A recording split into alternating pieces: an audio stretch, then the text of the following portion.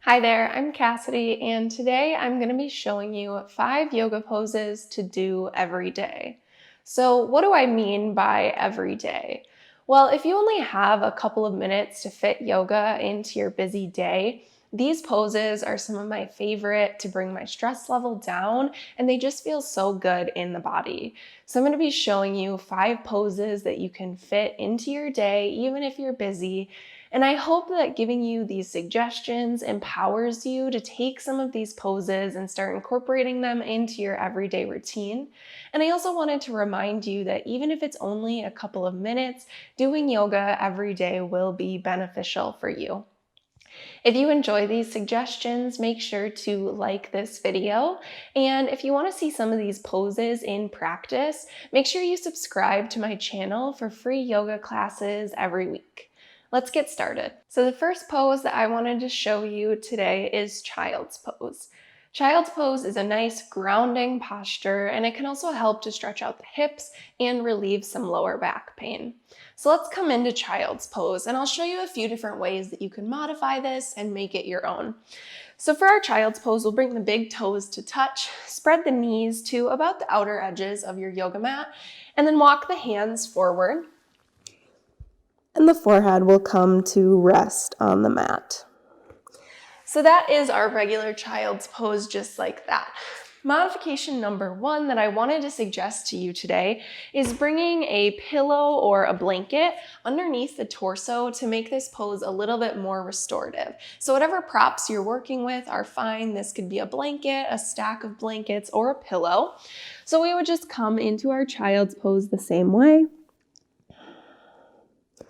But just see how that makes it a little bit more restorative and we can really sink in. So that's the first way to modify your child's pose. Move this out of the way and show you a couple more ways. So the second way I wanted to show you is by adding a side body stretch. So we would do that by walking the hands off to the side. So my hands are walking off to the right side right now, and I'm feeling this stretch all the way through my left side body. So you'd want to do this on both sides just to balance things out. And then come back to your regular child's pose. The next way I wanted to show you how to modify this is really just a suggestion to play around and explore with how this pose feels best in your body. So you can experiment with bringing the knees a little closer together, spreading the knees even further apart. You could also try wrapping the hands back around the feet instead of extending them in front of you. And I'd really just encourage you to play around here and find what feels best in your body. So that was the first pose that I recommend you do every day, and it's child's pose. Pose number 2 that I wanted to show you today is technically 2 poses, but I'll be showing you cat-cow. So we'll start from tabletop. So coming onto all fours and just setting up in your tabletop first so we can set a nice strong foundation. The shoulders are above the wrists, the hips are above the knees. We're engaging the core and then pressing into the hands to really flatten out the spine. So for our cat-cow, on our inhale, we'll drop the belly and look up. On our exhale for cat, rounding the spine, looking to the belly button. And then just flow through a few rounds of this using your breath to guide you. So inhaling and coming to cow, exhaling for cat. And this feels so good through the spine, the neck, the hips. It just helps to wake up the body, relieve some tension. So this is definitely one of my favorites to do every day. And you're not limited to cat-cow here. You can also toss in some intuitive movements and really just have some fun flowing with this. So you might want to add some hip circles, maybe look from side to side. You can try out your cat-cows on your forearms even. Or maybe you even move around the wrists a little bit to find a wrist stretch in your cat-cows as well. So those are a few ways that you can have fun with some movements from tabletop. I really like cat-cow just to really get some of that low back tension, especially that a lot of us experience, start to work into that area and relieve some of that. So that was pose number 2, and it's cat-cow. Number 3 is twists. So there are lots of different forms of twists that you can do, and you can add twists to different postures in yoga. So I would encourage you to try out some throughout your practice. But for the sake of our video today, I'm going to be showing you 2 different twisting postures that are simple and easy to incorporate into your everyday routine. Twists are great for exploring the range of mobility through the spine, and they just feel so good in the body. This is definitely one that I do most days and try to do every single day. The first twist variation I wanted to show you is an easy seated twist. So I'll be cross-legged, but you could also do this from a chair or really any other position that feels comfortable to you. You could try bringing a block or a blanket underneath the seat to rise up a little bit as well, but I'll be showing you from a simple, easy seated position. So the way I like to start is inhaling to bring the arms all the way up, and then on your exhale is when you'll twist. So let's start by bringing the left hand to the outside of the right knee and the right hand behind us. Crown of the head is really lifting up here, so we're sitting up nice and tall. Our gaze is off to the side or even to the back. So we feel this twist working into the spine here. Maybe on your exhales, you want to take it just a little bit deeper. And then we'll come on to the other side to balance that out.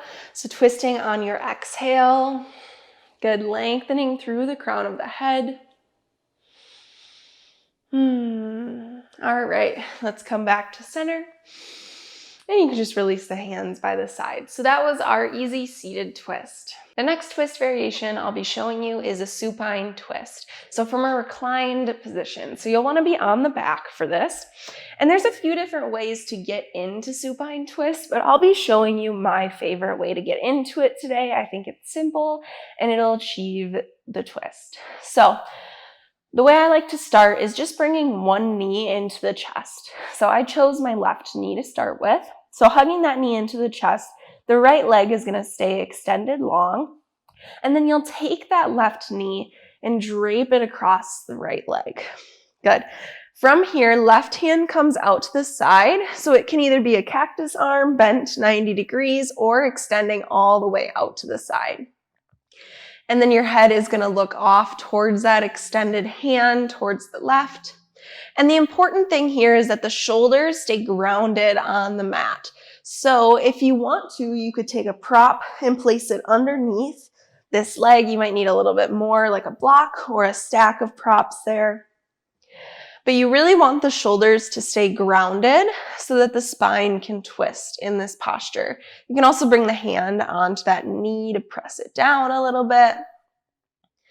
And let's just try this quickly on the other side as well. So this time hugging right knee into the chest, and you can even find some circles here. And then taking the right knee, draping it all the way across the body. Good, reaching the right hand out to the side. This time, head looks to the right and the shoulders stay planted. You might get a little bit of cracks and pops in this posture as well. And then just coming back to center.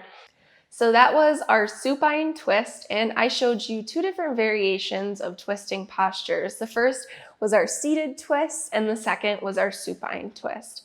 I would encourage you to play around with adding some twists into your yoga practice. They are so good for the spine, and a lot of us are sitting hunched over at our desks quite often, so they can really help with posture and just relieving some of that low back strain that a lot of us experience. The fourth yoga pose that I wanted to show you today that you can incorporate into your everyday routine is Happy Baby. And Happy Baby is absolutely my favorite yoga pose of all time. So of course I'm suggesting it to you, but it's super good for the hips and the back. And it also feels really nice to just tap into some playfulness. So we'll come into Happy Baby together. So coming onto your back, you can just hug the knees into the chest to start. And then for Happy Baby, we'll grab onto the soles of the feet. And in this position, the tailbone will stay planted on the mat. The knees are tracking in towards the armpits, and we're feeling this stretch through the hips. And you can have some fun here. So I like to rock side to side. You can even try extending one leg and then the other. And I always like to tell students to smile in this pose because it is called Happy Baby. So just allow yourself to be playful. And this pose just feels so good. The last pose that I wanted to show you today is legs up the wall. And legs up the wall is just like it sounds, so you'll want to be near a wall when we do this posture. But this is a great one to work into your everyday routine. It's great to help you relax, get into the parasympathetic nervous system and get out of that fight or flight mode. It also can be great for improving circulation, and if you have cramped or swollen feet and ankles, it can really help with that as well. Especially if you have been walking around a lot or traveling, legs up the wall is going to be great for just relieving tension in the body, and it feels so good. All right, so let's actually get into legs up the wall now. So you'll want to start by scooting all the way up against the wall. And then you just swing the legs up against it. And that's really all there is to this posture. So the hands can be on the belly, they can be out to the side, whatever feels best for you. And you just settle in right here. So really just allowing the legs to be heavy against the wall. Maybe you close your eyes. And I would actually recommend staying in this pose for at least a minute or longer so you can really get into that rest and digest mode and you can experience all the benefits of this pose. All right, so those were my 5 suggestions for yoga poses to do every day. If you have any other poses that you really like to incorporate into your daily routine, I'd love if you would let me know what they are in the comments down below. I hope this was helpful to you, and I really hope that you start incorporating some of these things into your daily life. If you did find this video helpful, make sure to leave a like and subscribe to my channel. It helps a lot to support me and bringing you free yoga classes. Thanks again for joining me, and have a great rest of your day.